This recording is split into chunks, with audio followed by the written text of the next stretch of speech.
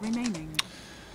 Ladies and gentlemen, boys and girls, welcome back to the G1 League, but it's now time for something completely different. It's the North American European Qualifiers. That's right, the first ever Chinese event, hell, I think maybe the first Asian event, period, to ever feature North American European Qualifiers. There are 2 spots, paid flights as well as accommodations. Don't know exactly the details, but they will be paid in some fashion. 2 teams can win them. We start off with the brackets. Before we actually talk about this matchup, there are a total of 12 teams in this qualifier, but only 2 can advance. And in Phase 1, it's single elimination. We have 4 play-in matches. So essentially, we go through these 4 matches, 8 teams start in them, only 4 teams emerge, and then they get all dumped in to our main bracket. With all that being said, I'm LD of Beyond the Summit. I'm joined here by a man who's been missing from my life for quite some time.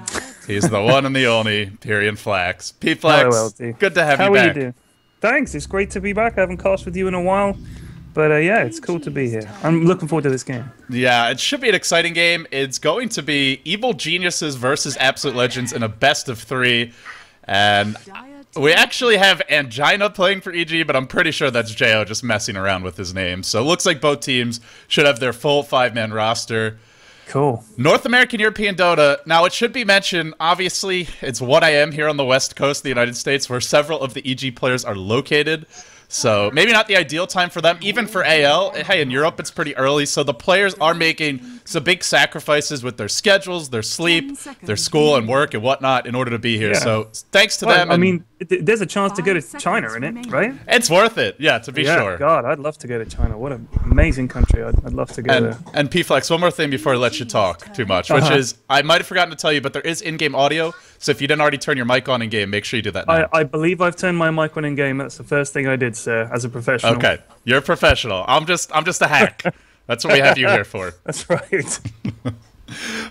So looking at the draft now, Evil Genius is going to start it off with a Batrider first pick, and this will be interesting to see because they've actually made some role switches. So EG, for a long time, it was Fear playing the hard carry role, Melk on that 4 position, kind of the jungler. We see him play the Enigma, the Chen a lot. But they've made some role adjustments, and of course, Demon on the off lane. Nowadays, it's actually Fear who's been playing the 4, playing that support role. A lot of people would say he's the most skilled or consistent player in EG. He's going to be lending his talents to that support role. Demon now playing hard carry, Melk playing off lane. Jo and Beta still in the same roles.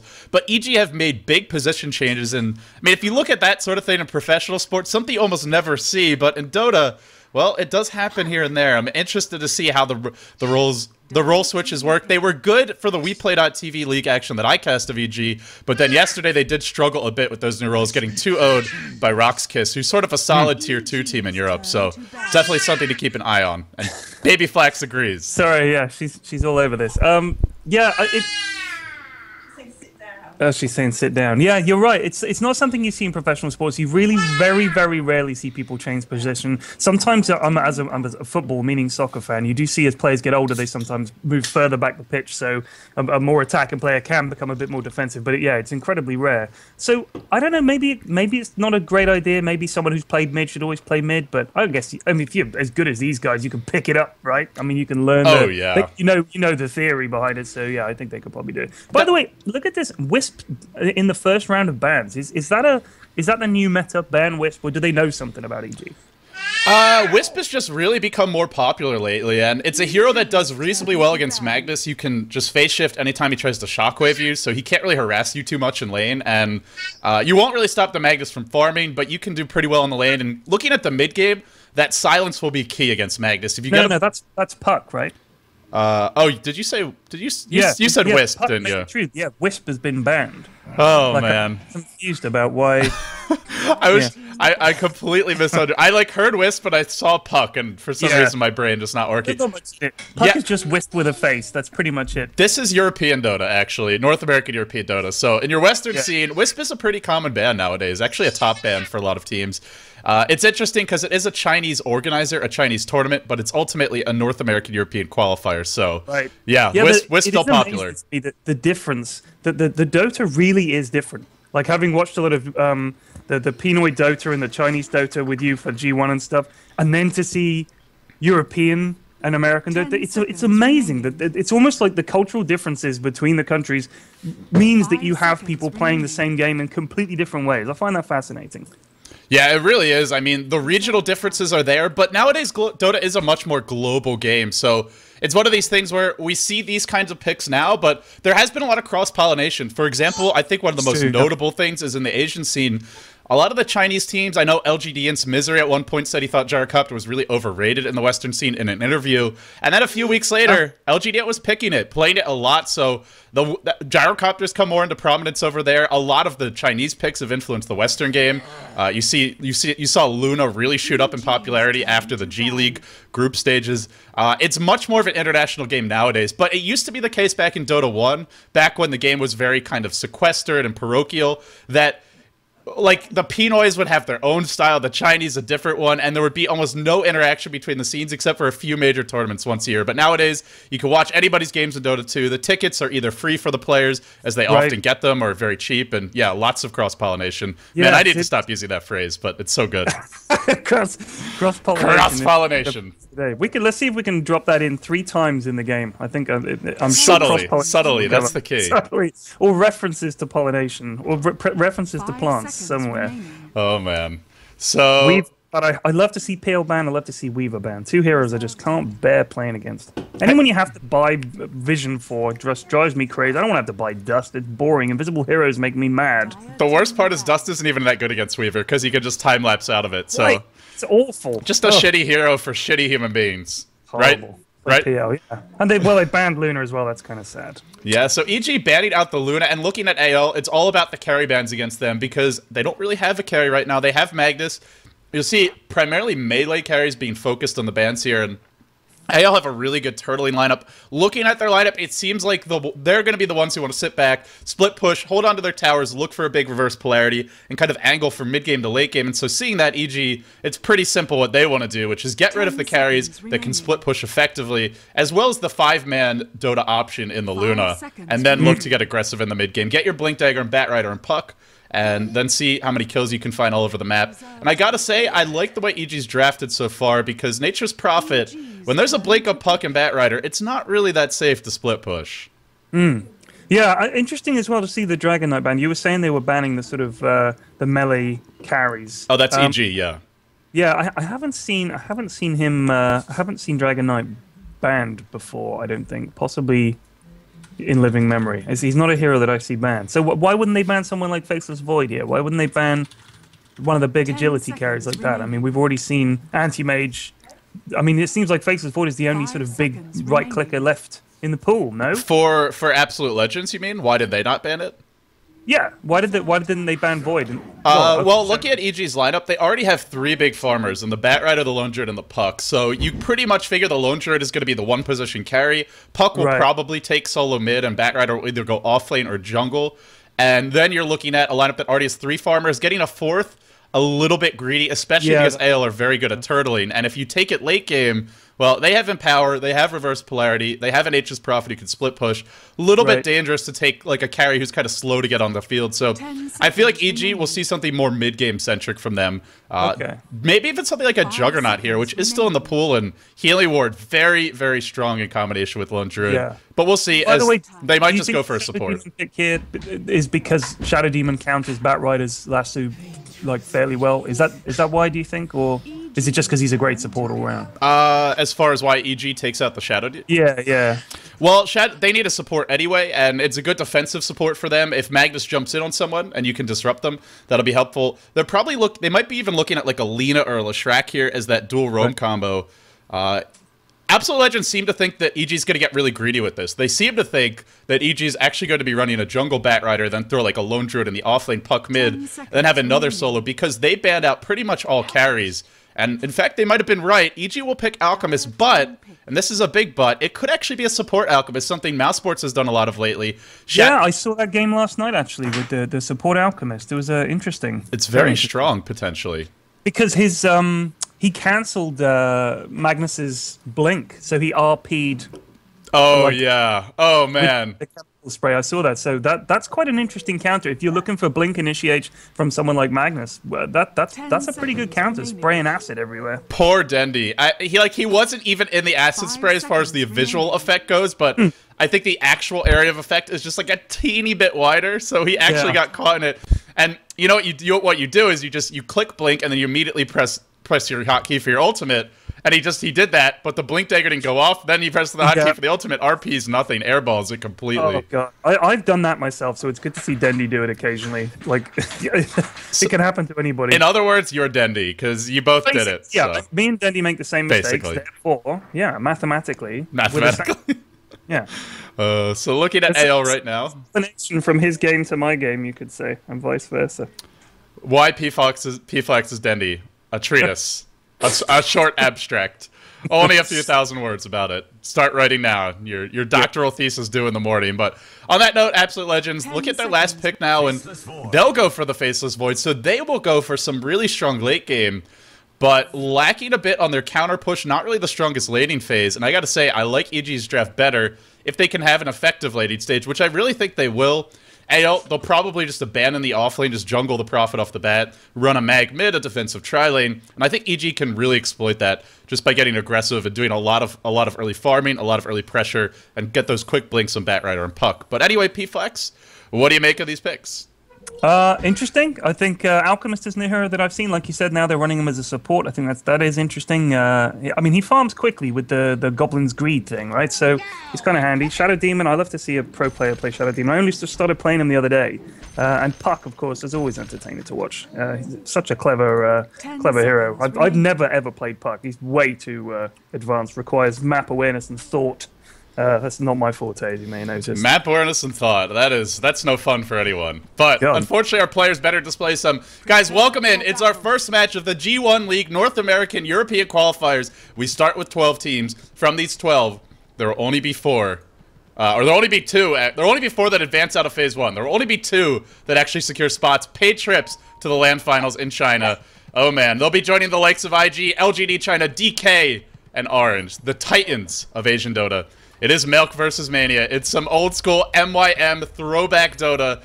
These are two players who used to be teammates, now going to be butting heads. We have Miguel, going to be on the Magnus for Absolute Legends. Rise going to be handling that Rubik. Off the bat, maybe looking for a kill here. Mania on the Nature's Prophet. Unicorn XOXO handling that Faceless Void. And last but not least, it will be the European Miracle playing the Vengeful Spirit. Yeah, you want me to do the Radiant team? Go for it. Okay, Radiant team.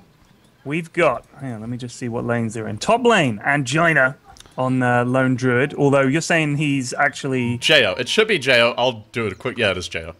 Okay. Demon on the Puck, and that's going mid. In bot lane, we've got the Batman. We got, oh, sorry, I'm see who's playing him. B-Diz. And Mayok and Fear on the Shadow Demon and Alchemist, respectively. What is they are all over these guys' jungle. Look at this. So another round of role swaps here for EG, who I just got done saying they were having Melk as their off-lane player, Demon as the carry, and Fear as the 4-position support. But they've changed it up. They've changed it up completely again. It's now going to be Fear on the carry role again, Demon actually taking over the mid lane, and Jo will be handling off-lane. And I kind of like this just because I feel like Demon and Fear are their 2 highest impact players. Jo is a solid, kind of well-rounded player, but someone who hasn't really dominated mid the way that a lot of the Western players have as of late. The top Western mids... Uh-oh, Beata's gonna get caught out here. Could be in a little bit of trouble. They waited for him for some time, actually, in the bushes there. They were just lurking, trying to pick him off. Oh, he just gets away. He took Firefly at level 1. I guess he must have waited. Oh, there's the stun coming in again from Venge. I don't think they can catch him.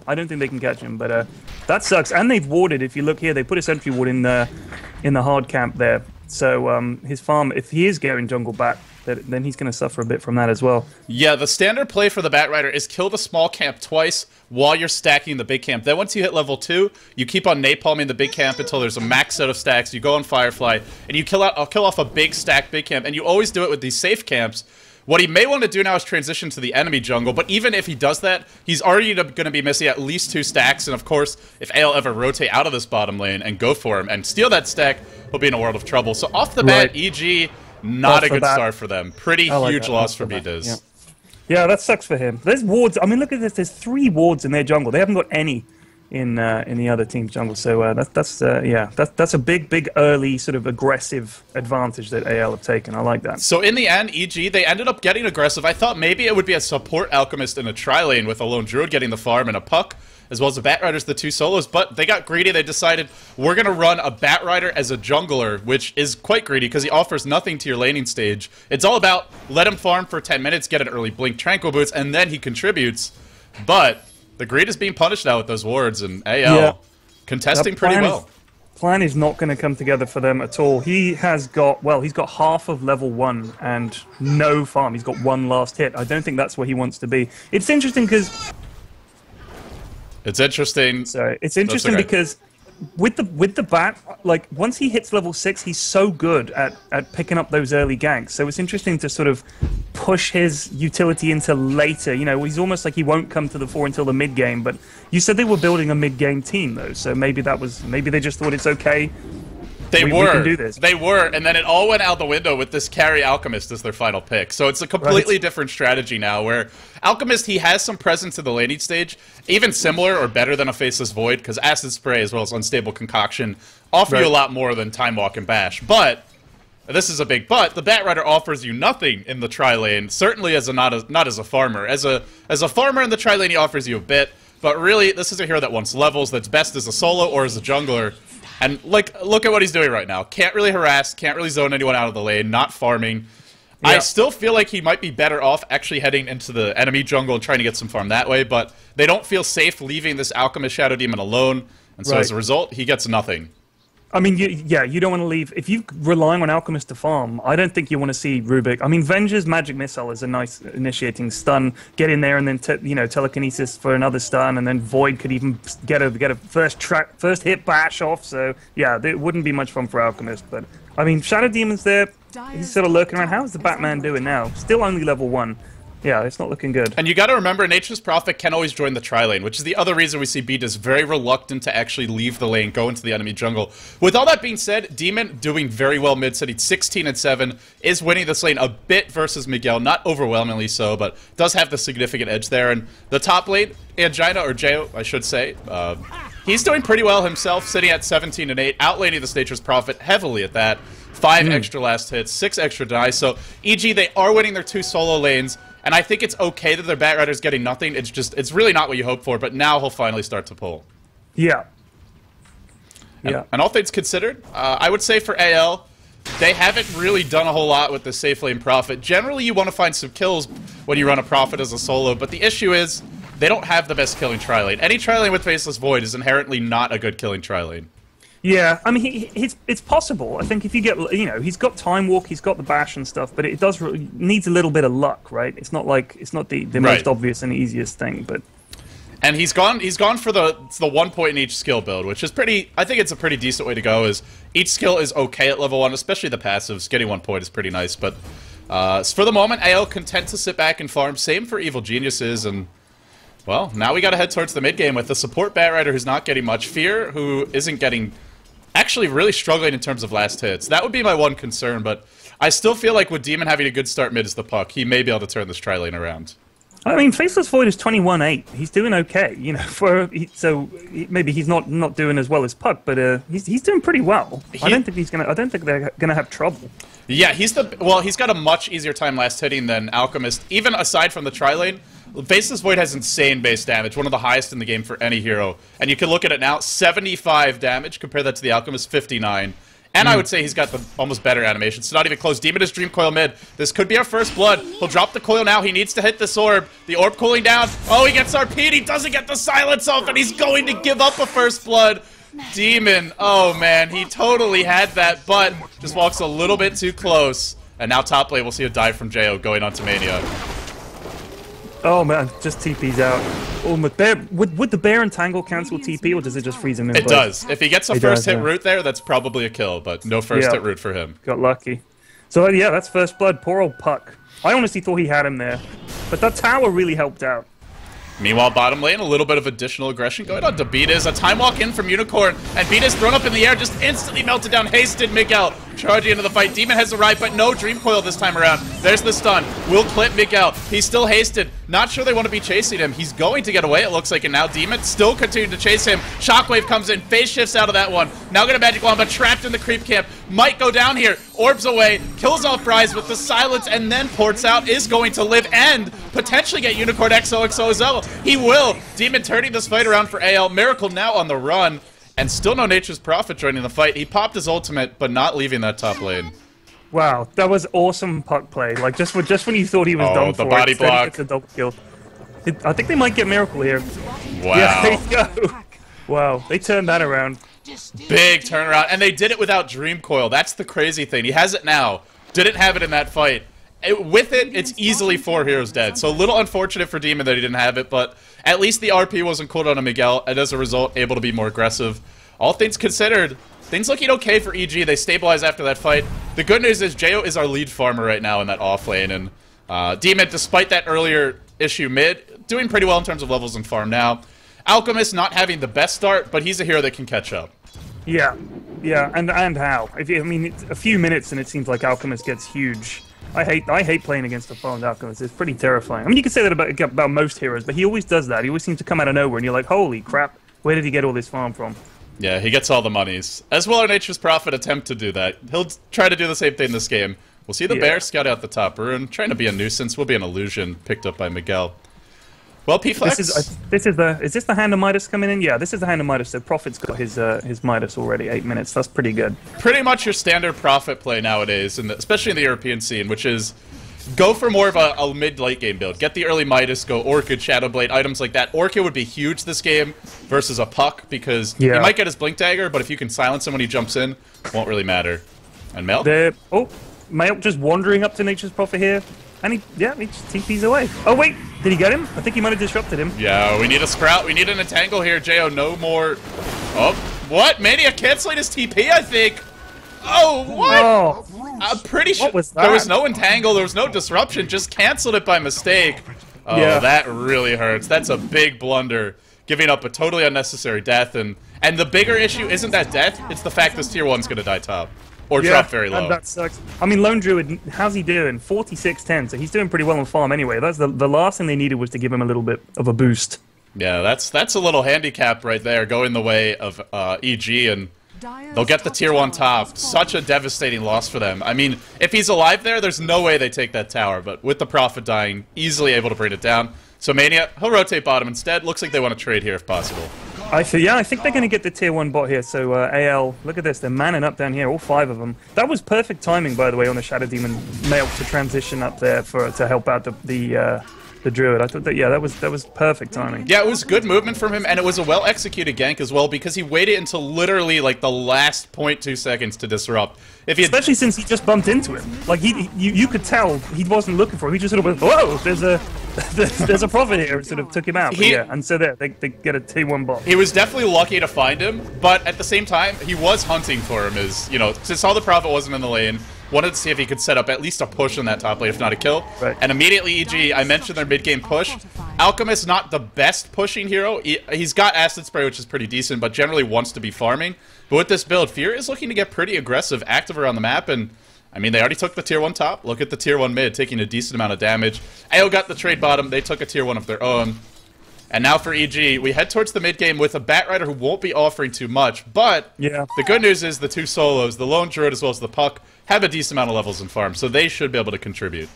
Yeah, he needs to get that blink, and he's only level 5. Yeah, Bat has had a pretty slow start to the game, but they're still winning 4-2. So I think if they can take advantage of this, get a couple of towers, maybe even give him the tower gold, then that'll help a lot. My one concern is that they need at least 1 Blink Dagger. On the side of AL, they actually have Skewer as an initiation spell, and I'd say it's a little bit better than something like Illusory Orb because it travels a lot faster, so you can initiate with Skewer. It's good, but yeah, you can see it coming. You ain't hiding in Illusory Orb. It almost feels like slow motion with that spell. It's like slowly looming and moving towards you. And of course you have Time Walk and Chronosphere, so AL have much better initiation right now. That won't change until Puck or Batrider get a Blink Dagger, until Demon or Beaties can, and with the start they've had, well, we're looking at a Mag who's likely to get his first. So all things considered, I would say EG, they really need to prioritize getting those blinks, or come mid-game, it's going to be hard for them to fight. Yeah, And definitely. AL gonna 5-man mid. Here we go. I think that this tower is going down. Yeah, EG. Unfortunately, Are fortified. Demon had an invis, but it just wore off. And he'll walk right in. How's Alchemist doing? Well, still only got his phase boots. I think he might have something coming on the courier. Yeah, they're actually forcing Fear to leave his lane and come mid, which means he's not Yeah. farming.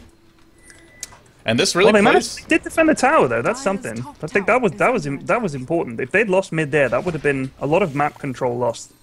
I'm just watching Media lumber around with 1,400 gold and no boots. This is like the slowest profit I've ever seen. Oh, he's not going to find any big creeps to Midas. Meanwhile, the push comes mid. He doesn't need boots. He can teleport. It's like anti-mage. Come on, he's got 2 feet. Those blink. soft, pathetic little feet of his. Come on now. Wrap some bark around them. Well, EG, despite not actually having any blinks, they're still looking to push here. And Beatus is lurking in the trees. He's going to spot out Unicorn on the high ground. Could look for Lasso, but he's actually spotted out as well. He'll get the Lasso off, but I don't know if they have the burst damage to bring Unicorn down with the silence. They might. Great disruption. Preventing Magnus from jumping in. They get the kill off the bat on the Void, and now AL won't be able to fight as easily. That was the bear entangle all up. That was it. I mean, if it wasn't for the bear entangle, he gets away. So As well as it's Milk. one of those luck elements, I think. Yeah. But Milk with a great disruption. Otherwise, Magnus skewers and RP's in. Right. Yeah. And they pick up the Venge as well, Illusory Orb and Dream Coil, and they manage to take down the Rubik too. So had to use a lot of spells, but 3 men dead, and they could even get this tier 2. All in a day's work. P-Flax is not even remotely impressed. Just, yeah, got some kills, pushing the tower, whatever. You know. This is 10 a.m. This is a dangerous push, though, because there is Miguel lurking on the backlines with Max Skewer and RP. He'll throw a Shockwave in. Now our Void's going to initiate. Catches 3 in the Chrono, and we'll see at an initiation, the RP catches another 3. Where's the follow-up? It comes in the form of the Shockwave. Now Fear on the run. Miguel and Unicorn giving chase. This could be bad. One more bash should be the death of Fear, but they need that bash. Will they get it? Time walk in. Oh. What do you know? First hit bash. YOLO. Gets the kill. Oh man! 4 And heroes now they're dead. going to take a tier 1. So back and forth. This game is really even. A really ill-advised push there from EG. You knew that Void was respawning. You knew Magnus still had reverse polarity up. Got it But they back. just want to fight. Your blood is up. You know the red mist descends. You think we got this, guys. Come on, we're going to get their tier 2 as well. But yeah, I mean they like you said, they have good initiation. I think if you've got Time Walk into first hit bash. You got Mag RP, of course. Hey, Unicorn planned that, all right? He just messaged me on Steam and he said that was all a part of the plan. Oh, this is big though. We've actually Rise has actually stolen a level 3 acid spray. Roshan is going to drop so quickly between that and Wave of Terror, but we'll see Milk get caught out. Stewart is going to be there, and they pick up a kill. And with that, well, do they get Roche here? It doesn't look like it. No, they managed to force him away. I'm not sure. I thought they might have been able to fight there. Maybe they're thinking let's not fight with that RP because it's such a big. I thought they might have fought there. To be honest with you, 4 against 5. But you don't want to fight at Roche, I guess, without knowing exactly what you're up against. Or Chronosphere. And they haven't got vision up there. Yeah, exactly. But Why take a chance? But AL, once they have those 2 spells back up, I do think they could take it. You've Trance to tank the Roshan. You have no Blink Dagger on your Magnus. Your Void is a Maelstrom, so he hits reasonably hard. Unicorn XO will be hitting pretty solidly at that, and they have the Midas Armor with Acid Spray stolen by Rubik as well as Wave of Terror. Roche will not be long for this world, and they're going to go right back in. Yeah. That chemical spray is... the acid spray, I should say. Very good against poor old Roche. I don't think the EG can contest this. I'm not even sure they know it's happening, to be honest with you. There's really no way. No Blink Dagger on the Batrider, no Blink Dagger on the Puck. EG, just no chance of being able to fight. They may try, but I don't see it happening. Oh, RP catches 2, and they skewer him into Roshan, into Chronosphere. Oh, that sucks. Oh my goodness. What a incredible play. Now they find Milk with a swap. He's going to drop as well, most likely. 5 heroes chasing him. Just a beat down in the pit. But it's Miguel. What a Blink Skewer. And the coordination immediately Chronosphere deployed after that. Blink, RP, Skewer back into the pit. Just a horrible death trap created. And EG, a lineup that really was focused on Batrider and Puck getting Blink Daggers. They'll have the Bat Blink soon. But I have to ask you, P-Flax, is it going to be soon enough to make an impact? Now we're looking at a lot of heroes on AL who are going to tank up off of that additional gold. We'll see Bracers coming out, extra levels. Not as guaranteed to get those easy kills with Lasso. And AL have some great counter initiation of their own. Gotta say, feeling more and more like AL controlling this game. Yeah, do you know what? This is the kind of thing, this is like 16 minutes in, we're starting to see the effects of those early wards, not getting good farm on bat early, not getting a blink dagger as quickly as Magnus gets his. That has made a huge difference. Those last two fights were entirely down to the lack of initiation from the bat. They couldn't, and Puck, they couldn't get in there and get a pick off, pull someone in, whereas AL, I mean, that was a beautiful blink RP skewer into Chrono. They've got the team fight, and they've just got that initiation. So it's amazing to see a little bit of money spent early on pays dividends later. It's the butterfly effect, you know, a small flap of the wings. Next thing you know, there's a tornado across the world, and here comes the push mid. EG, well, they will take a tier 2 mid, so getting something. But I feel if you're AL, you're okay giving up towers here or there. Just turtle a little bit, wait for your Prophet to start getting more items. Because EG, as much as they might be getting towers now, once this Prophet is a Shadow Blade, getting the next level of towers will be very hard with him spamming his ultimate, constantly split pushing. And as the game goes later and later, Empowered Faceless Void will outcarry anything EG has, especially with Fear going mid-game. He's actually gone Vanguard. And the way this game is developing, I don't think an item like Vanguard is going to do much for them. We'll see. Going for an item like this, not taking any points of Greevil's Greed, EG is pretty much focusing entirely on the mid-game. They won't have a late-game option, not with these kinds of item selections. Did they rename it Greevil's Greed from Goblin's Greed? Did I miss something? Yeah, it should be. I like Goblin's Greed better, but I guess it's copyrighted. They have called it Greevil's Greed, then. Yeah. Oh, well, yeah, fair enough. But it used to be called Goblin's Greed, like, until... Didn't it? Or have I missed something? Maybe it's always called Greevil's Greed. I don't know. Little smoke gank here from EG into the enemy jungle. I don't know when they changed it, actually. We'll see a bear. Bear. Nope. Time walk in. Bear. There's a bear. Nope. Bear's okay. Yep. Top lane. Mania trying to kill off Demon here, but dropping pretty low at that. Fear's going to stun him. Might be enough to pick up the kill. They've got a silence as well. Mania overextending. Will pay with his life. I think he's going inside of Shadow Blade. Or not Shadow Blade, but Shadow Amulet. Doesn't matter. Beatus shows up. 3 heroes there. They get the kill. But with 3 heroes rotating top, and none of them having to teleport right now, it may come at the cost of their tier 2. Well, the Batrider does. They have the 1. Now AL's going to back off. So a little bit of an overextension there for Mania. I think if you're AL, you don't really need to force kills like that. Just sit back and farm, map control, split push, take it late game. Because the way EG are building, they're not going to have much when it comes to that. Well, yeah, but take a look at the graphs, LD. Since those fights around Roshan, around the 15-16 minute mark, the money has spun back towards just slight upturn towards EG. So AL took a big advantage between the 14th and 16th minute, big advantage of like 2,000-3,000 gold. But that has started to pick up because EG do have Alchemist and Lone Druid, and they can farm like crazy. So yeah, I mean, you know, I do think they need to they have the late game, but I think they do still need to ensure that EG don't get anything. Oh, Jo. Nice farming. Farming in the nook here with the bear hitting the creeps in the lane.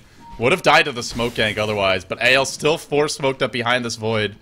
Looking, or 3 rather, as Mania is top lane, but he's basically there. He's there in spirit because he could always show up. And for EG... Oh, go ahead. Look at this. Puck and Bat are smoked as well, but they're going to get sandwiched between a Prophet and... oh, no, wait, nope. I don't think they've got vision. Who's going to be the meat in the sandwich? We're about to find out. It will be EG. Here we go. Big fight at the top. Tier 1. Chronosphere deployed. Miguel being pulled all around inside of that Chronosphere. Locked in position by Unicorn, but the RP lands. Catches out 3. Shockwave as well. Beatus to fall. The team fight of AL seems to be too much, but they are fighting the acid spray. And now Fear. Next in line. That's 3 that hit the deck. A swap back in onto Jo. Jo in trouble as well. A root will catch out Miracle, but I don't know if it matters even if he dies, and he won't even die yet. Barely gonna live with 9, not even 9 HP, like 30 HP, but when it's all said and done, AL get 4. Their team fight seems to be too much for EG this game. The combination of RP and Chrono and Skewer, it's so strong. It really is. And they can swap, and then look at this, while they're pushing the tower, Prophet, of course, TP's off, and he can defend or he can push. It's a good lineup. It's a good lineup, and I think more importantly, AL have just been executing a lot better throughout this game. From the laning stage, where we talked a lot about the power of those wards, and you mentioned how, yeah, it not only slows them down in the laning stage, but it affects their mid-game dramatically. EG got a little greedy with their draft in terms of going for an Alchemist as their last pick when they already had 3 core heroes that needed farm. The Batrider, the Lone Druid, the Puck, and now they're being punished for it. Yeah.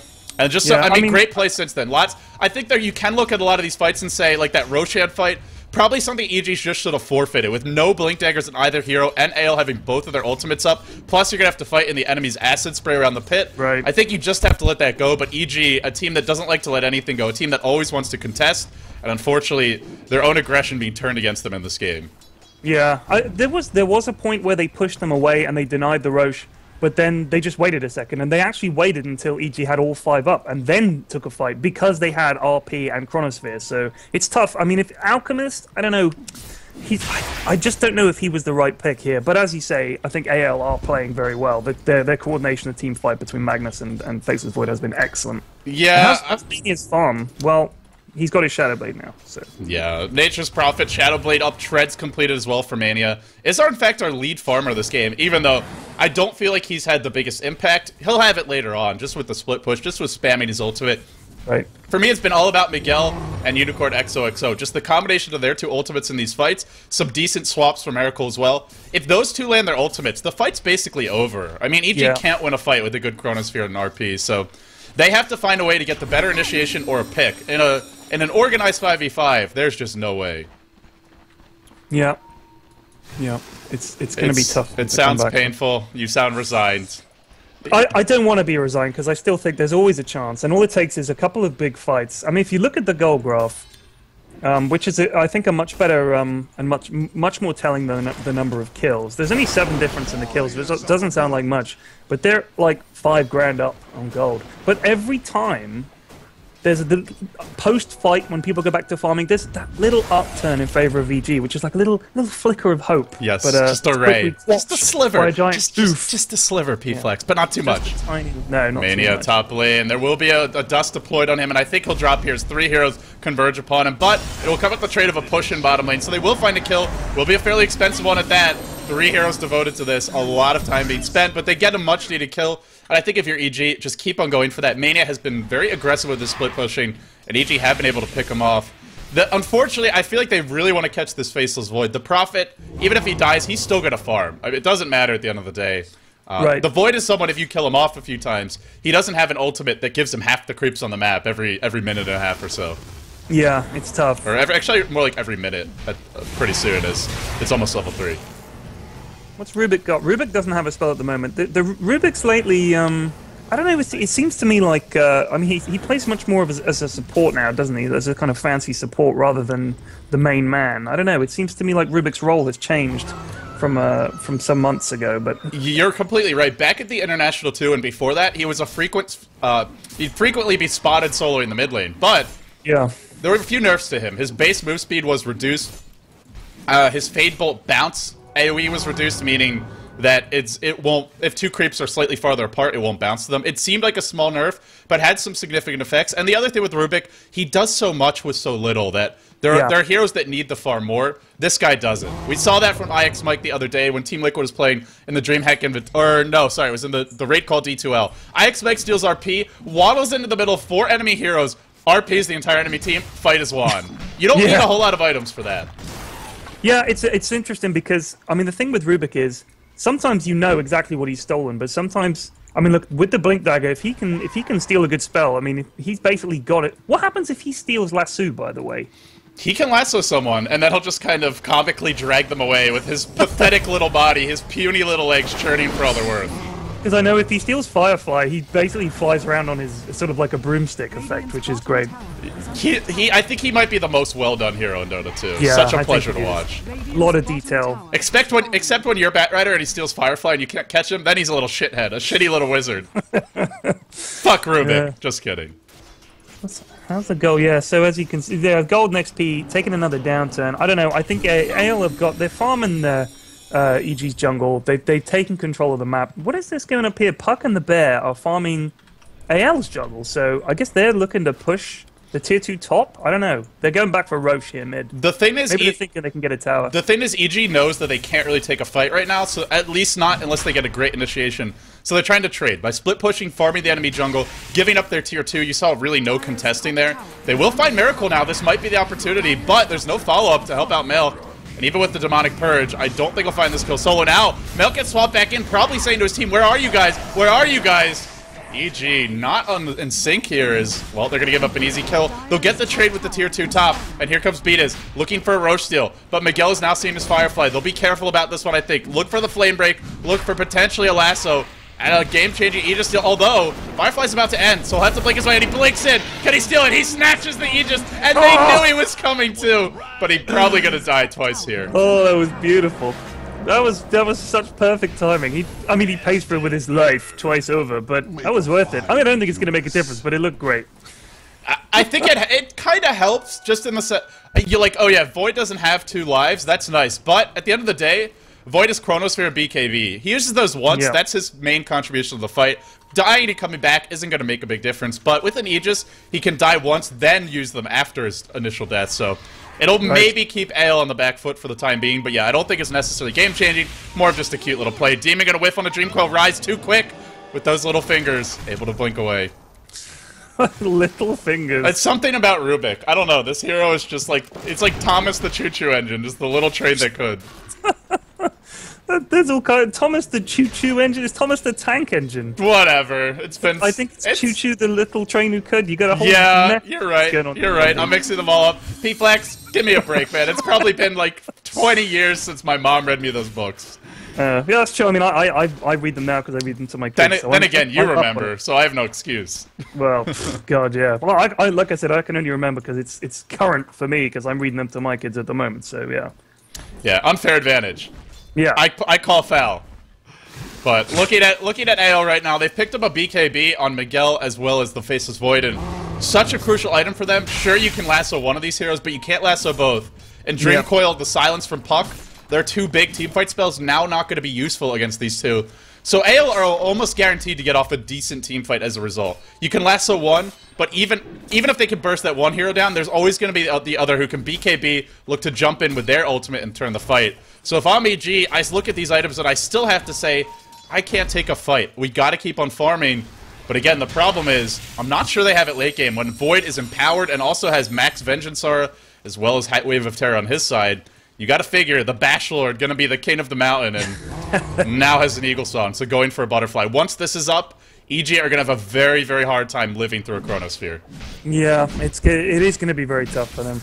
I think if they had, excuse me, if they'd had Nature's Prophet, they could have maybe turtled a little better themselves, but of course, you know, they didn't get him. So they can't do that sneaky thing where when you're pushing the enemy's base, you're counter pushing their base. So it is going to be very tough for them. I don't know if they have even a great turtling team, to be honest with you. Compared to AL, you'd have to fight up the steps into potentially Chronosphere RP, getting swapped. So yeah, it is going to be very tough for them. Yeah, and the other thing is AL have the map control because they have the Nature's Prophet, so they can always push out all the lanes with ease. And yeah. Late game damage seems to be going their way. It's agonizing. It's painful. It's a best of 3. So if EG lose this game, they'll have a shot to bounce back, but not a good way to start your evening, P-Flex, I have to say. Dropping 0-1 in a best of 3.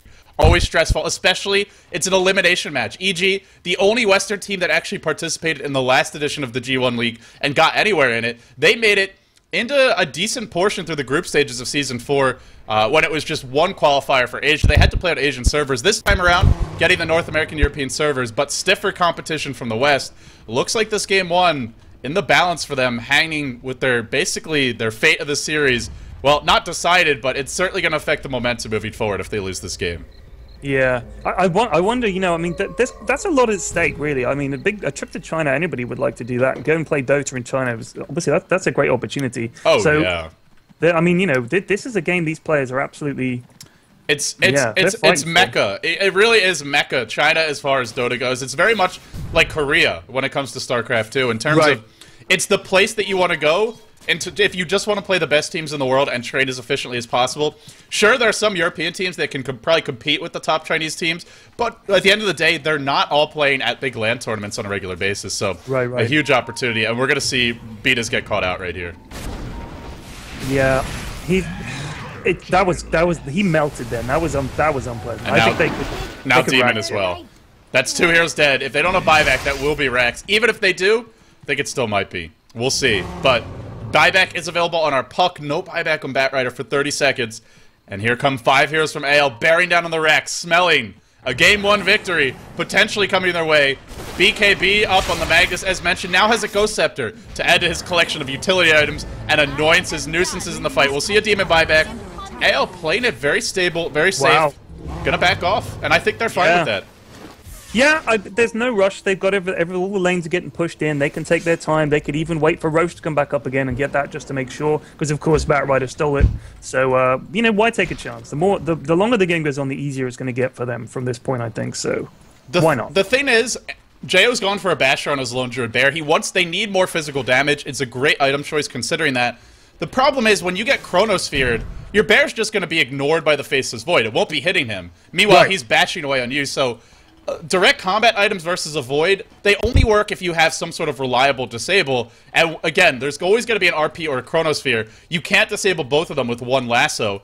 And what adds to this problem is Demon, after that buyback, he buys a Yule Scepter. So he doesn't get to build the Scythe Device, which I believe he was building towards. Instead, forced to buy back, felt like they might be trying to break the base immediately, competes the Yule Scepter, and as a result, well, they only still have that one single target lockdown spell to deal with the BKB initiators for AL. So still, when you look at these team fights, even with the item pickups from EG, just strategically, don't feel like they're going to do too much in these fights, unless AL horribly screw up. Yeah, I mean, they're going to have to look for a big pick. Like, they need to basically pick off Void, I think, with Lasso, and then silence with Puck and pile driver him into the ground. But I think that's why, actually, them denying him the Aegis was worth it. Because if they can do that, then I think a fight is winnable. But like you said, he's not going to, he's going to Chronosphere Lone Druid and not the Bear, and then they can take their time and he can pick off whoever he wants. But I think they're trying to do stuff. Look, they're smoked, they're roaming, they're looking for trouble. But I think it's going to come down to they need to get a really good pick off with the Batrider. That's going to be what it comes down to. And for EG right now, it's all about living through that Chronosphere. So the Yule Scepter, I mean, obviously they would prefer to have a Scythe of Ice on their Puck, but if that's not an option, this is the next best thing. You can use the Void inside of his own Chronosphere if he hasn't already BKB'd. Can't use your teammates, though, and if Puck gets caught, won't be able to use himself. So potentially a useful item, potentially not. If they can live through the Chronosphere, they'll be aided by Fear's Assault Caress, which is coming soon as well. Plate Mail and Chainmail up. The thing is, the armor aura of Vladimir's offering as well as Assault Caress doesn't stack, so looking even more like a damage item as opposed to a truly defensive item for him. But you can sort of see the thought process for EG. Live through the Chronosphere, live through the RP, then look to turn the fights. I don't think they can live through them, though. At the end of the day, if Chronosphere catches a few, if RP catches a few, this is a freaking Void with extra cleave coming from the Empower of Magnus, level 16, so a max rank Chronosphere, a Maelstrom, and a Butterfly. This is where, in a pub game, the Void just walks up to your team, probably eats 4 stuns, lives with about 300 HP, pops his BKB, and presses R. And this ain't no pub game. This is a pro game. Right. So expect to see a better team fight than that from AL. Okay, so here's a question for you, LD. I'm Puck. Shoot. Faceless Void jumps in. I get an illusory orb off. He Chronospheres. Does the orb carry on moving out of the Chronosphere, and can I then jaunt to the orb out of the Chronosphere, or am I frozen? I can't cast anything. You cannot jaunt to it if you're caught in the Chronosphere, but I believe if you Yule Scepter first and the orb's traveling, so like let's say he jumps in, he chronos you, but you shoot your orb and you actually you pop your phase shift before the chrono comes out, then I think you can jaunt out of it, but that's very, very hard to execute. Yeah, the timing would be, that would be big timing. I'm just wondering about ways they can get around this. Another smoke from AL, a lot of smokes at this point. I think both teams realize that if they can get a pick off, they can do a lot of damage. What are they doing? They're smoking up to Roshan, that's what they're doing.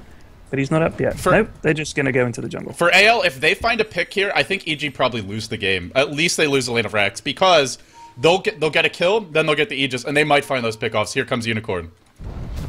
Oh, not going to just yet. There's a blink in. It will catch out Betas. Rise to initiate this fight. Now Steel Sticky Napalm. Not your ideal spell, but Miguel being kind of kited here. Eats a stun, a defensive swap, a miracle. The Chronosphere, not the best. And then a Purge. They are kiting Unicorn rather beautifully. Now jumping on Jo. This is a horrible fight for AL. Now Unicorn actually going to be lassoed. And Betas dropping in the end. What an awful execution of this fight so far for AL. But in spite of that, there might be an RP. No, he gets bashed. He won't get the RP off. EG turning a fight that they have no business winning, and it's doing it right before Roshan respawns. They get the kill on the Void. It's essentially a team wipe. Only Mania to live.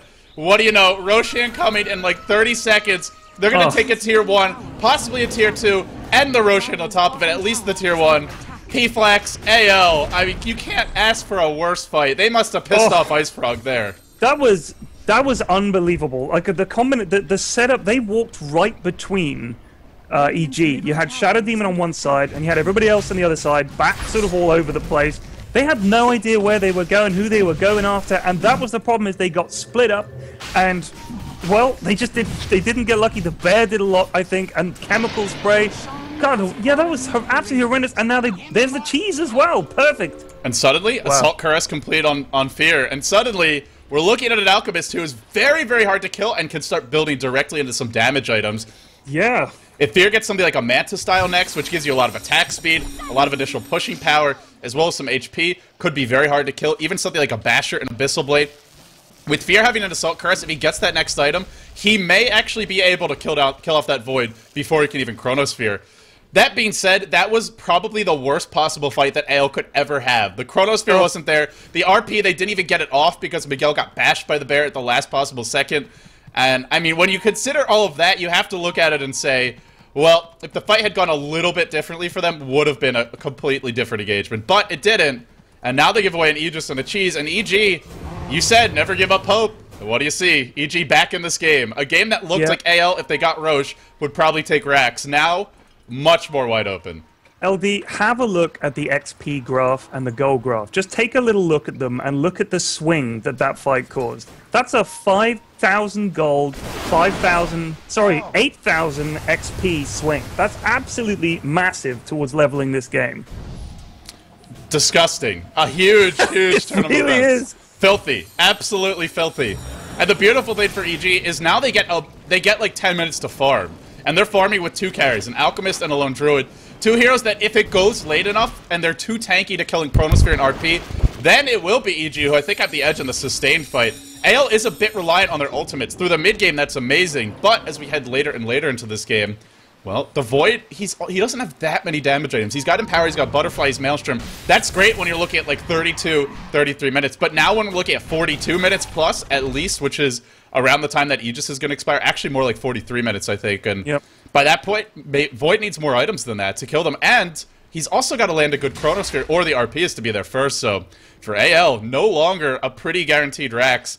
Now sitting back, going to have to play very defensively. And if they lose another fight, EG could easily pull ahead. EG is the kind of lineup where if you lose a fight to them, with Lone Druid having all his items and having Demolish on the Bear, and Fear having an Assault Cuirass, we could easily look at EG taking 2-3 lanes of Rax off of one big team fight if AL can't buy back.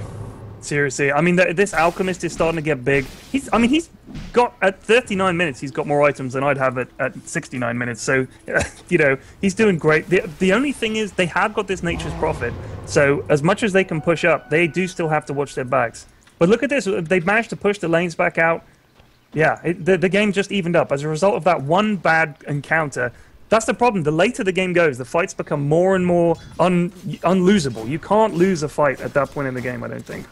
It was AL were looking to win a fight, take Roche, and then that was going to completely cement their lead. Yeah, instead, that's it. It's the exact opposite.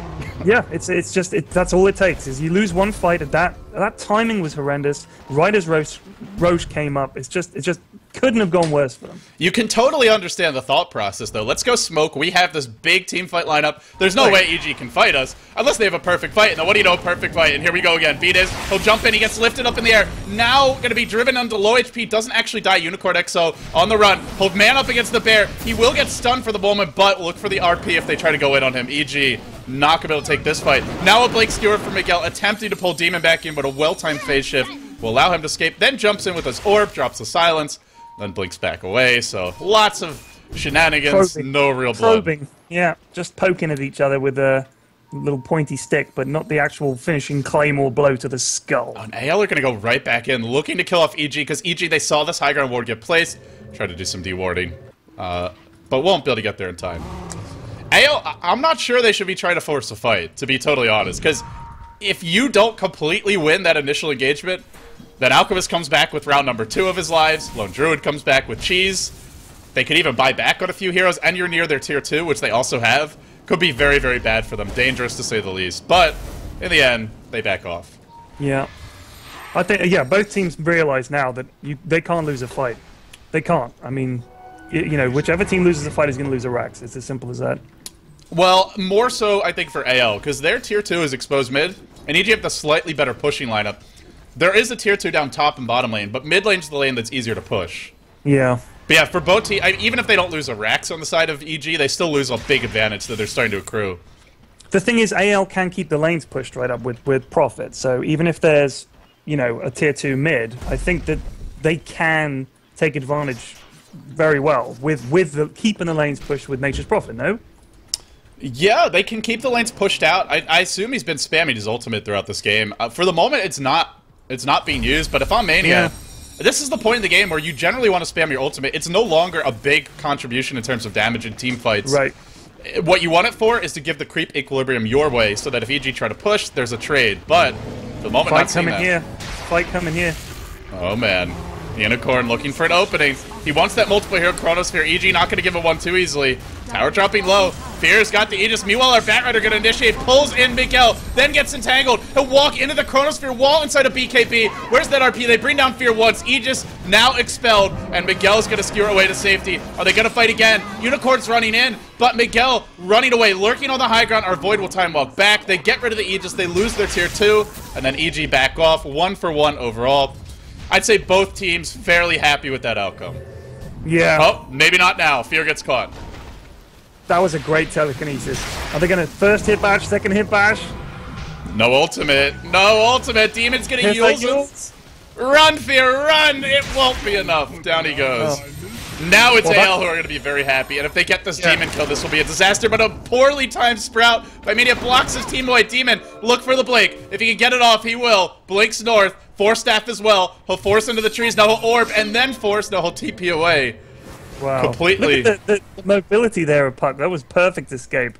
Yeah, it's really why you want some sort of hero that has damage over time. Like, if you have Acid Spray, you just drop it there. It's very hard for him to shift Q his Blink Dagger, but no damage over time, so he's able to get it off in the end. And still, I think AL are now happy with that fight, because they got rid of the Aegis and they killed off Fear, and no Rax even breached. The Aegis now on cooldown for 4 seconds. AL actually want to push. They're going to take... I think they're just going to take this tier 2 and back. Yeah. P-Flax, who's your money on? Taking your bets now. I tell you, prior to that fight, and like 5-6 minutes ago, I think everybody, you know, I was like huffing and puffing saying it was all over and there's no way back. But I don't know, I couldn't call it. I mean, that last fight, they managed to pick off Alchemist, which wasn't ideal for EG. But I don't know, it's really going to come down to, can Unicorn get a good Chronosphere? Can they get a good RP? If they don't get those things, then I think EG have the much stronger fight, because Alchemist and Lone Druid are so hard to kill. You got Batrider, you got Puck in there as well, so I couldn't call it, LD. I don't think it's possible to call it at this point. And I think you're right. It really comes down to that initiation. If they get the big ultimates off of multiple heroes, should be AL's fight. But can they do it? It's very hard against EG with a Batrider that has a Blink and a Force Staff, as well as a Puck with pretty much every mobility skill known to man. This creature is a complete menace in the fights. It's hard to sneak up on them. It really is. Whereas earlier, when we look at this game, what was it, like 15, 20 minutes in, there was no, I think around the 15-minute mark, no Blink yet on the Batrider, no Blink on the Puck. It was so much easier for AL to take fights then. But now that EG have all of their initiation items, it gets harder. And now Mania starts to spam his ultimate. I think this is the right call. Just keep the lanes pushed out, pressure as much as possible. So even if you lose a fight, you're not necessarily losing Rax. Just spamming that ult, pushing the lanes. Exactly. And they're all sort of, well, what are they? No, he can force these TPs back, which is a real pain for EG. Just when they think they could push something, of course, they'll have to TP back. But I mean, look how pushed this bot lane is. And now, of course, he can just go top, push that lane out. How's he doing for farm, by the way? What's he got? Well, he's got his Orchid. He's got his Scythe as well. That's good control. Yeah, I don't think this Prophet is lacking for items. I'm pretty sure his inventory is A-okay. Mania, getting that far. Magnus has 3.5 grand. I wonder if he's gonna save up for, what could he save up? Heart? Maybe get a refresher on him. I think it should be a refresher this game. Yeah. I mean, the only issue for him right now is if he gets like something like Demonic Purged or even Dream Coiled. Like, sure, he can pop his BKB, but then heroes are hitting him. He got lassoed in the last few fights. So either tanking up or just going for a refresher. either way is kind of viable, but it really just depends if Miguel feels like he can be in the right position in these fights. AL have Chronosphere and RP. They also have Swap, so they have plenty of ways to initiate. I feel like they should be able to find an opening, but here comes a huge smoke gang from EG. Yeah, this is big. Firefly's going to start it off. They need to catch Miguel. They will. They get him with the lasso, but the Swap going to break that lasso immediately. Great defensive play from Miracle. Now Chronosphere deployed. Catching out Demon, as well as Beat is. BKB thrown out by Unicorn. Disruption and Purge, all used to slow Unicorn down. Miracle, however, dying to that bear. First and foremost, now being manned up upon by Fear. Fear, the big alchemist going on the little hammerhead shark man, and Unicorn on the run. Rise joining the fight. Buybacks coming out left, right, and center. The bear, can it kill off Unicorn? The RP is there, but it doesn't catch the bear, or it doesn't catch Fear rather. The work is done, and now JL as well as the bear doing what they can. The Rubik just throwing out the stuns here and there. It might be a turnaround, but here comes Demon with the coil. Catches two. Triple kill for JL. He wants some more. This could be a team wipe, potentially. Buyback from literally everybody, their mother, their children, their kids and grandchildren, as well as their dogs and cats, and the bear now thrown up in the air. Demon still alive in the end. It looks like EG might back off. We'll see another time walk in. Demon gonna port towards their base, then blink south, completely toying with Absolute Legends. Alchemist, Rise gonna stun himself, and Demon wants back in, but he gets Scythe. Demon, a little bit greedy there. He'll pay with his life. Thought he had Rise. He was wrong. He was ever so wrong. Buyback as well for Miguel. Roche is back up, hence all the buybacks. Whew. Who's gonna get this Roche? Well done, LD. What a fight, man. That was so many. I gotta count the buybacks. 1, 2, 3, 4, 5 buybacks. 6. Wait, no. Yeah, six buybacks. They may as well just left the music playing continually, and now they're going to get this road. If we have another fight here, this has just been continual fighting for about 4 minutes. It was so hard to kill Lone Druid and Alchemist. Like, partway through the fight, you thought, oh, they got the bat, they got Shadow Demon, it's all over. Oh man, they get the cheese as well. They got the Aegis, got the cheese. That fight was just, you can't kill these guys. The bear was just tanking 3 dudes. Rubik and Ven just smashing away. Poor old Magnus got killed. Hell of a fight. Even though AL used like 5 billion buybacks, I'm actually going to say that favors them because they got Roche. They got Aegis, they got cheese, and now Unicorn can be patient with this Chronosphere. He can wait to pop his BKB, he can wait to pop his Chronosphere, and Miguel could sit the hell back and let Unicorn or Miracle start the fights. Gotta point out, just great support play of that fight, both from Absolute Legends as well as Evil Geniuses. Miracle with the fantastic swap, breaking the lasso there, and then it was Melk as well, who had a great disruption, wasting a lot of time in that Void Chronosphere, helping to keep one of his teammates alive, and then also purging the Faceless Void from outside of it. Plus, he didn't get caught in the Chrono, so Melk got caught out a little bit earlier in the mid-game, but now showing some great movement. Here's the problem. Unicorn has a Daedalus, and he's got a double damage rune. It'll wear off by the time they reach the base, but still he's got a pseudo double damage rune anyway. Look at the damage, plus 405 and critical strike. It's ridiculous. And 2 lives. Yeah. He's one-shotting the creep wave. 1350. Miguel going for refresher orb. Somebody's just bought an AC. Who was it? Prophet just bought an AC. That's nice for him. Okay, he's got a lot of money. Holy crap! And cheese. I actually love this item on a late game Prophet because it makes your team a lot more survivable. It gives you a lot of damage with the minus armor, and most importantly, if you win a fight, the minus armor on the enemy buildings helps you push. So I think this is a great pickup. Plus, EG have one. You really want to have one of your own. Yeah, absolutely. And why not? Hey, you got the money. Look at Fear. He's just gone hard. This guy, when he's in Chemical Rage, probably has borderline 4,000 HP. God. Yeah, I mean, he was tough enough to kill already. I mean, even this thing is, even for the Chrono, if they get him, if he gets him for the full duration, he needs to get like crits all over the place in order to take him down. It's very tough to kill him, and if you do that, you're not going to kill Lone Druid, and the bear's going to start first hit locking people all over the place. Very tough for them. Guys, if you're just tuning in, as I see many of you are waking up probably right over there in Europe, if you're just tuning in, it's a best of 3 right now. So Absolute Legends versus EG. Winner of this series moves on into the next round of the G1 League North American European qualifiers. There are 12 teams in total right now. Our first day of action. By the time today's done, there will only be 10 remaining. By the time tomorrow's done, I think we're down to 8. Then we move on into phase 2 of this qualifier. But it's a best of 3, so regardless of how this game turns out, we'll have at least one more shot for that losing team to make a comeback. It's been a topsy-turvy game, P-Flags. Looking at the gold graph, it's been close as well. The entire way, only a 7,500 gold lead is our peak advantage for the Dire. When you consider how long this game has been going, that's pretty much statistically irrelevant. Yeah, it's super close. Both, I mean, you know, you've got the Alchemist gold. I think that's gonna swing. Excuse me, that's gonna swing things a bit. It's like having a bounty on your team. You know, someone, no matter how bad. Oh, there's a big pause. Yep. 1 sec. What was that impression? That's someone pausing. 1 sec. Sec. Such a hater. Such a hater.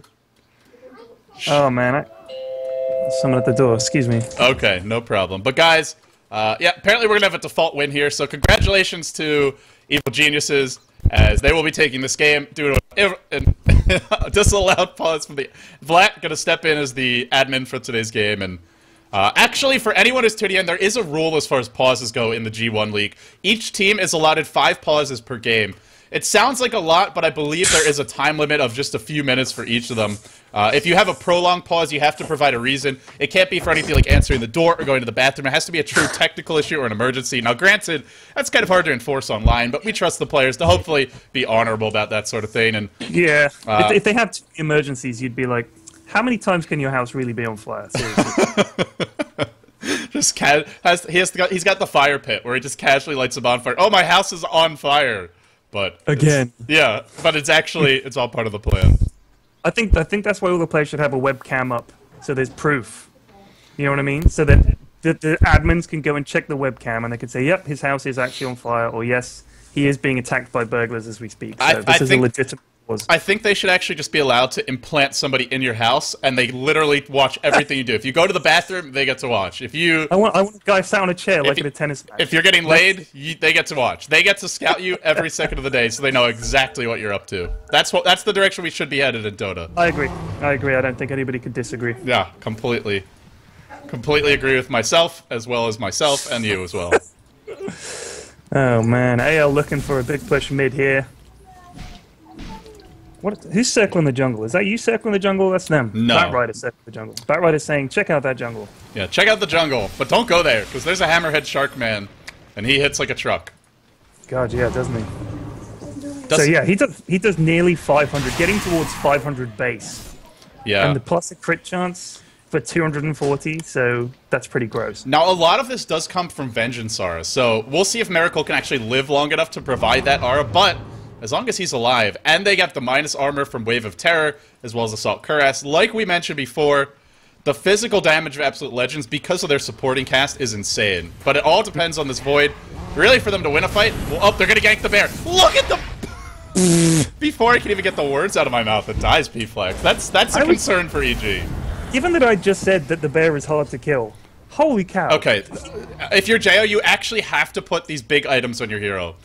If he doesn't and this bear dies, EG are probably, almost certainly going to lose the fight. It's their primary source of damage, even more than Fear, because Fear has gone pure tank. So for Jo, I feel he's really got to switch the items onto his hero, but for the moment, just keeping the bear back. Well, his initiation to start it, but Beat is going to get hexed. The Chrono catches out too. A nice disruption before the BKB was popped for a Faceless Void, but now it comes out Demon to melt in like 3 chops of that bloody club, and well, now onto the Rex. He's still got Aegis. I don't think they... Well, do they have buybacks for Puck and back? Oh, man. Gonna give this up if they don't, they may be giving up multiple lanes of Rex. Bottom lane's pushing in. Top lane's pushing in. EG could potentially lose 2 or 3 lanes if AL want to force the issue. But AL playing ultra safe, ultra defensively, thinking about backing off, in fact. They don't know that there's no buybacks. And that must be the concern. They don't want to get overextended and get caught out.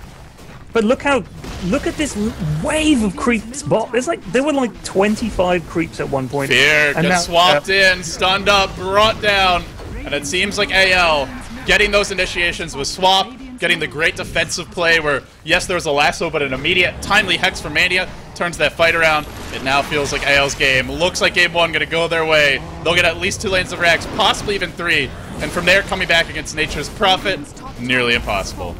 Yeah, I think that's GG. So it's going to be... I can't believe this. Game 1 going the way of AL, but you got to say for EG, had the game started any better, might have been their game. I feel like their execution through the mid game was great. Just some of those early fights, not and the laning stage not working out. Good. He's in big trouble. This is GG when this Druid drops. I think they're gonna give it up. No buyback now. Mania's gonna look to rejoin the fight, but Jayo's gonna die. Jayo, no bear as well. Already resummoned that. It is gonna cool down in a few seconds time. Faceless Void does hit the deck, but remember, they already got 2 lanes of Rex. They're now looking at a third, and with the Mega Creeps online, this is where you can go to your base if you're Mania. Just press R a few times. Game is over in about 2 or 3 minutes. I don't think I've ever seen a pro game go with all... Yeah, there's the GG. I was going to say, I don't think I've ever seen them fight on with Mega Creeps. Probably just working out, what they did wrong this game, talking about what they should be doing going into Game 2, but for me, I feel like EG, we saw the potential of this lineup, but we've also seen the issues that have plagued them, which is a team that has lots of individual skill, lots of potential, but a team where the coordination overall strategy isn't always living up to that individual skill, isn't quite on the same level. And after yet another set of role switches, they struggle in Game 1. It goes the way of Absolute Legends. This best of 3, if you're EG, you now got to win 2 in a row P-Flex, or you're done. You're done for the G1 League, North American, European qualifiers. Yeah, they're going to have to fight tooth and nail. I mean, it's a big prize for this. This next game is obviously key, but I think it's going to be absolutely red raw, rolling around in the dirt, gouging each other's eyes out, fighting to the death. Well, let's hope that everyone's wearing some eyewear, or they might be looking at having gouged out eyes this game. EG, they get a few nicks, a few scratches. They will enter the second game of this series losing, or being down 0-1, I should say. AL, they take Game 1, and for Absolute Legends, they got to put it together. They have to finish the job. It's a single elimination format for Phase 1. So going into Phase 1, it's actually going to be a play-in match. It's a best of 3. Losers are done. Once you win this series, you actually enter a double elimination bracket, so you have some margin for error at that point, but you got to win this series to get in. Otherwise, you are going to be going home, saying goodbye to any chances of heading to China, heading to the G1 League. Thank you all for tuning in. A reminder for you all. If you're watching this on Twitch TV, please head over to g1.2p.com. Go watch from their website. They've added widescreen viewing. The links will be posted in the chat for you all by either of our mods or myself. It does support them. They are keeping an eye on those viewership numbers, and if the traffic is there, they will look to do more events with North American, European qualifiers, as well as teams in the future, probably. So, the statistics matter. Go watch on their website. Thank you all for tuning in. I'm LD. He's Pyrian Flax. Stay tuned. Game 2 in this best of 3 between EG and Absolute Legends coming up right after this.